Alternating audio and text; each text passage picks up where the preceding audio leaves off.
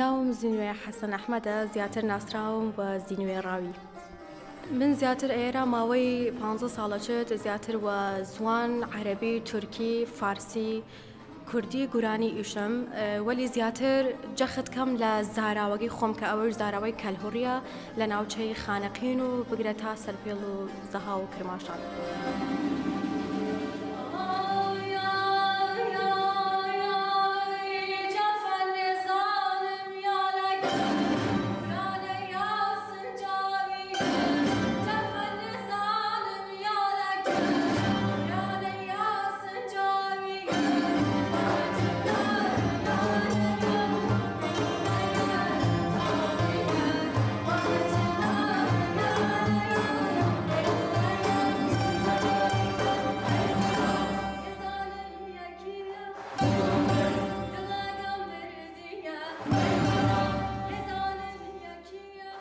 من بەشداری کردمە